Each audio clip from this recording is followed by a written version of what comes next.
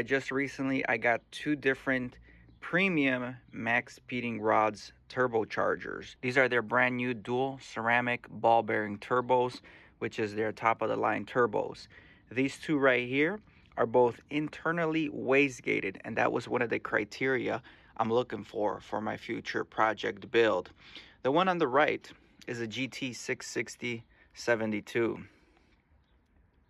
and the one on the left goes by code name GT 1430 3566. Both pretty much share identical footprints, as you can see, but I'm going to be talking to you about the key differences and where you can run these turbos and what application one would benefit the other. So starting up from the front with the compressors, these are marketed to give you about 350 to 660 horsepower. Now, as you can see, both are internally wastegated. I believe both the wastegates have about the same spring, which they don't specify on their website, but based on previous models and wastegates that they used, we can expect anywhere from like 8 to 14 pounds for these internal wastegates.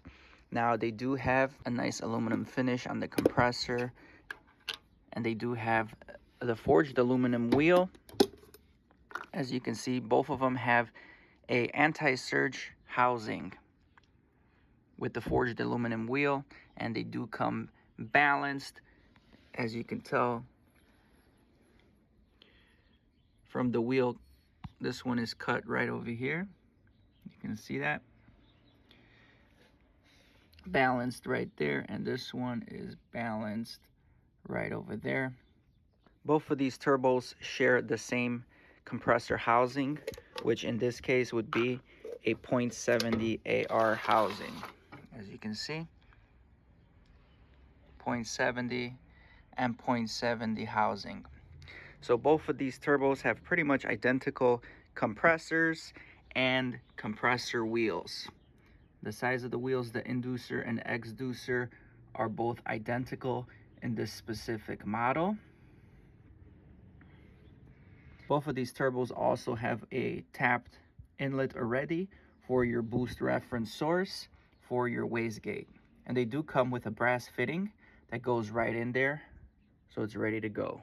Now, they also do sell something similar to this one, this model, but you got to be careful when you order online, because even though it's a 0.70 AR housing, the inducer and exducer wheels have a smaller diameter, which won't push out as much power as they are advertising. So I'll leave a link in the description for these two specific ones and why these are the top choices for your internally wastegated applications. All right, so now since we're done pretty much talking about the compressors and we covered all that, let's talk about the turbine housings, and this is where you will really see the difference between these two models right here.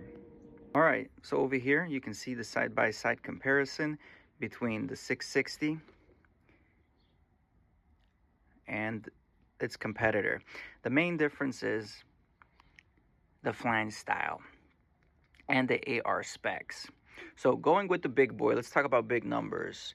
The GT660 features a 3-inch inlet Vband style clamp, and this specific housing is a 0.72 AR. So if you're looking for high power, high top end, you're redlining your car a lot, you're doing drag strip driving or highway driving, or if you want just a turbo that's gonna bring on the torque really slowly through the RPM band to the top, this is a good choice for someone that doesn't want to bend their rods, because a turbo that comes on slowly and brings the boost in at the top end is a lot better for your factory rods than having a smaller turbo that brings in the boost really low in the low RPMs. That's usually what creates havoc in the engine, bends rods, and blows a hole in the block. So this turbo right here, this one specifically, the GT660 72, is a great option whether you're going with a stock block and just want smooth, reliable power with a nice linear curve, or if you got a build block and you want to increase the boost and you want to increase that power to redline. This turbo can do both very, very well, and that's why the GT660, in my opinion, is a really good choice. The other reason it's a good choice is because it comes with your 3-inch V-band, which is a nice, modern, flexible tool you can have when you're installing your turbocharger. Having a V-band clamp here adjusts you to rotate the turbo on the V-band and get it dialed in specifically where you want this turbo to sit.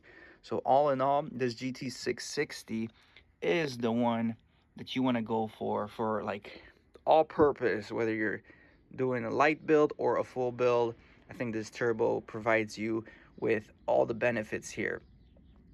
And the reason, again, I like these turbos is because of this all-in-one turbine housing, which features the internally waste-gated design, which I'm a big fan of, and I like to stick with the internally waste-gated turbos because it can create a simpler exhaust manifold for you. You don't have to do a custom external wastegate on a turbo manifold. It's just much simpler for low boost applications, in my opinion. Going back into the GT 1430 3566, which already you guys know features the exact same compressor, exact same housing style, internally waste-gated turbo. The only difference is instead of a V-band clamp like this, it has a T25 flange. T25 flanges are pretty common in a lot of turbo manifolds, and a lot of Hondas, Acuras, Miatas have T25 adaptable manifolds, which makes this turbo a great bolt-on turbo kit that's gonna be able to supply your car with enough power to blow your motor. Now, one of the key things that I want to mention, because this is kind of new to me. I first, when I ordered this second turbo with the T25 flange, I actually thought it was going to be the exact same turbo, just with a different flange. But now I'm coming to find out that it is not the exact same turbine AR housing. Even though the housings look exactly the same, as you can see, they're both 3.55-inch outlets. Somehow, if you look at these right here, these are the different AR sizes, and you can see this sizing right here, which will be calculated in this 0.72 AR. You see how it's nice, fat, and bigger. Well, this T25 flange one is much smaller, as you can see. I don't know if you can compare side by side, but yes, the T25 one does have a smaller ratio here for air to flow, which is going to create a higher, faster spool. If you could take a look, this is an AR of 0.49. So this is where kind of I got tricked. Well, not tricked, but I wasn't really aware when I bought this. So this one's going to be a much faster spooling turbo compared to your GT660, which has a 0.72 AR. So for you guys that are running more stock engine or want power from low RPMs to mid-range but are willing to sacrifice some of the top end, so if your car is like a streetable car that you use every day, that you want the power to come on instantly and don't want super amounts of lag, this specific turbo right here I think is a great choice actually for your bolt-on turbo kit that's internally wastegated. The 0.49 AR housing, again, it just means that there's just a smaller space in the turbocharger here to move all the gases and spin the turbine wheel, which again creates higher and faster boost response. You probably won't get as much horsepower out of the T25 model versus the 3-inch V-band model. However, they both have their space and both have a pro and con depending on what application you want to put them in. Nonetheless, whichever choice you decide to go with, whether it's with the T25 flange and the smaller AR turbine housing or the big boy with the V-band, there's pros and cons to everything. Pro is faster spool up, easier exhaust manifold to find to mock it into, great low end to mid-range power. The con here is the 0.49 AR is going to limit the amount of power you're going to be able to make on this turbocharger. So from the advertisement that they have of 350 to 660 horsepower, this is the weak point of the T25 0.49 AR housing. You know, you might get away with anywhere from 200 to 300 50 horsepower reliably. But once you start introducing more boost than that, you know, more than your 12 to 14 pounds of boost, this is going to be a choking point and you won't be able to make much more power from that. Again, if you have stock rods, a quick spooling turbo like this might be a bad thing. It might actually end up destroying your rods because the torque comes on too fast, too soon, too low, and you will have issues with your motor. So just factor that in when you're deciding which turbocharger you want to run in your application. Now, this turbo right here, the Pro, is there's no back pressure worry.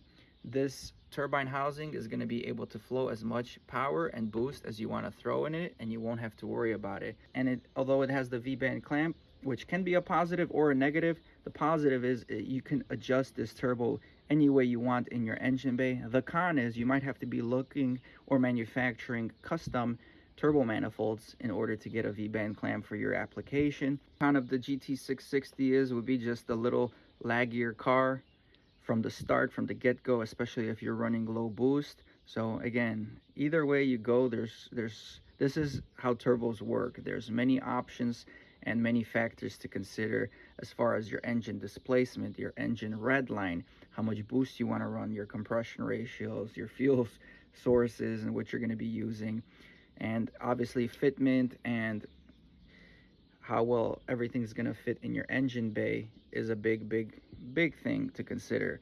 But again, from my experience, I like internally wastegated turbos. They are nice to work with. They're easy to work with. It's easier than making your exhaust manifolds having an external wastegate. I think what MaXpeedingRods here is doing is great with their lineup going into ball bearing, which is going to increase your turbo response, turbo spool. Having the forged aluminum wheels is an awesome piece, which makes it lighter, faster, and visually it looks really nice as well. You got your anti-compressor surge housings, which again protect the turbo from surge. The all-in-one housings here, just awesome.